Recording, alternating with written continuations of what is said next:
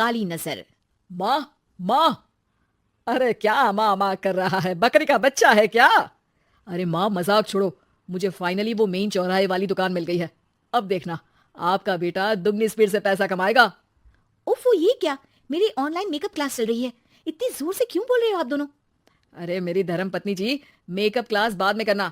वो चौराहे वाली दुकान मिल गई है हमको। अरे वाह, रुको मैं अपनी माँ को फोन लगाकर बता देती हूँ। अरे मैं भी अपने रिश्तेदारों को बता देती हूँ, कितनी खुशी की बात है। हाँ हाँ, मैं भी अपने दोस्तों को बता देता हूँ। 1 हफ्ते बाद रजिस्ट्री है। बस, घर में खुशी का मौका था। उन तीनों ने अपने अपने फोन उठाए और लोगों में बात फैलाना शुरू कर दिया।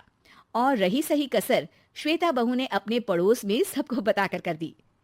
अरे वर्मा आंटी, अब हम भी जल्दी कार ले लेंगे, घर का रेनोवेशन होगा और ठाट से रहेंगे हम भी। अरे ऐसा क्या हुआ? लॉटरी बाटरी लग गई है क्या? अरे इस बार चौराहे वाली मॉल में हमको भी दुकान मिल गई है, दुकान नंबर 21, जो एकदम चौराहे पर है। अब ग्राहक बढ़ेंगे तो आमदनी भी बढ़ेगी ही ना।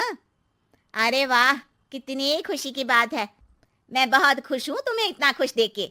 बाकी एक बात कहूँ, सबको मत बताते फिरना, किसी की नजर लग जाएगी तो खुशी की खबर वापस लौट जाएगी। हैं? ऐसे थोड़ी ना होता है, अब डरा रही हो। अरे सही कह रही हूँ, काली नजर कहते हैं इस चीज को, जब आप किसी को कुछ बताओ और वो काम बिगड़ जाए। अरे लेकिन मैं तो। तुमने सबको बता दिया ना? हाँ, फोन लगा लगा के। अब बच के रहना, काली नजर बड़ी खतरनाक होती है। श्वेता इतनी खुश रहती है कि वो वर्मा आंटी की बात पर ध्यान ही नहीं देती, जबकि पड़ोस में और भी लोगों से खुशी की खबर शेयर करती रहती है। अगले दिन राजेश बहुत दुखी होकर घर आता है। अरे बेटा, क्या हुआ? मुंह क्यों सूजा हुआ है? मधुमक्खी ने काट लिया क्या? माँ, वो दुकान किसी और के पास चली गई। किसी ने ज्यादा भाव लगा दिया। अरे पर बात तो आपसे हुई थी ना उस दुकान वाले की।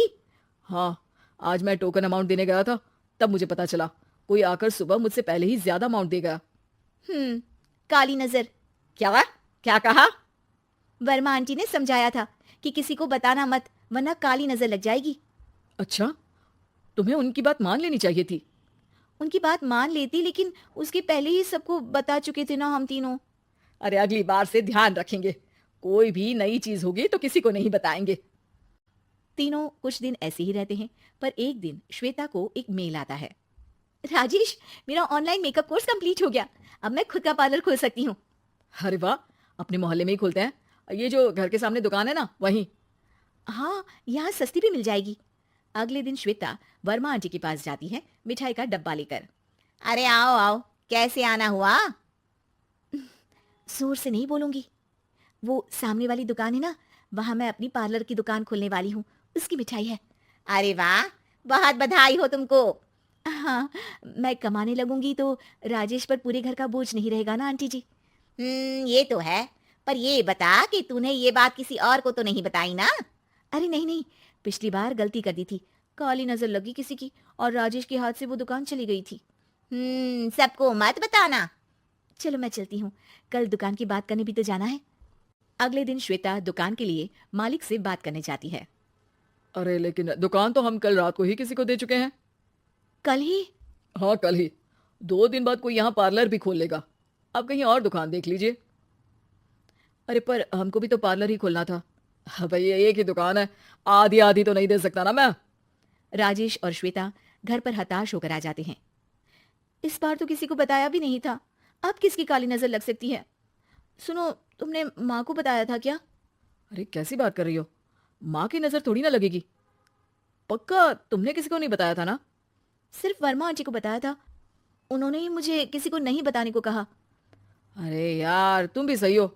मेरी माँ को नहीं बताने को कह रही हो, पर वर्मा आंटी को बताना तुम्हें जरूरी लगा।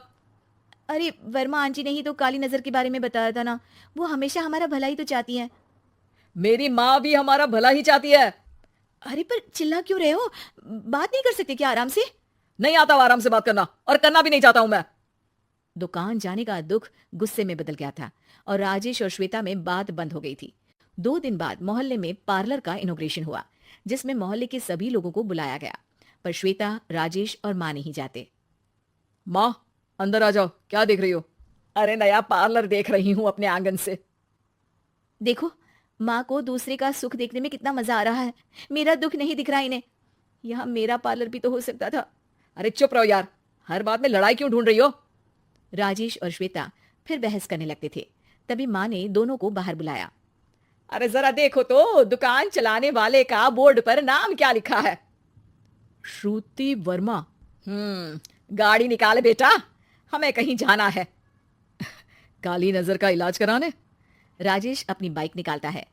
तीनों ट्रिपलिंग कर रहे हैं। माँ राजेश को उस मॉल वाली दुकान पर लेकर जाती है जहां राजेश अपनी दुकान खोलने वाला था। यही दुकान लेना चाहता था ना तू? हाँ, पर इनको भी दुखी करने लेकर आई हो क्या यहाँ पर दुकान दिखाकर? वहां काफी नहीं था?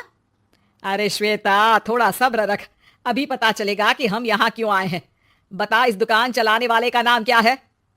अनुपम वर्मा। कुछ समझ में आया? वो दुकान वाली श्रुति वर्मा, ये दुकान वाला अनुपम वर्मा, और हमारे पड़ोस में हमने उस दुकानों के बारे में बताया किसको था?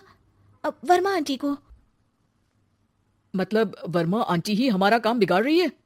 नहीं नहीं, ऐसा नहीं हो सकता, ये बस इत्तेफाक है। राजेश अपना फोन निकालता है और श्रुति वर्मा और अनुपम वर्मा के नाम फेसबुक पर सर्च करता है, जहां ये दोनों ही वर्मा आंटी के रिश्तेदार होते हैं। श्वेता को समझ में आ जाता है कि वर्मा आंटी की ही नजर काली नजर है। अब क्या करना है?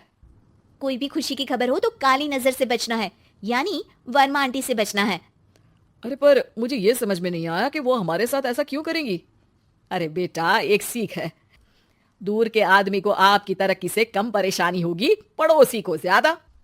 दोनों माँ की बात में हामी भरते हैं और अगला काम चुपचाप करने की कसम खाते हैं, ताकि आगे से वर्मा आंटी कोई काम ना बिगाड़ सके।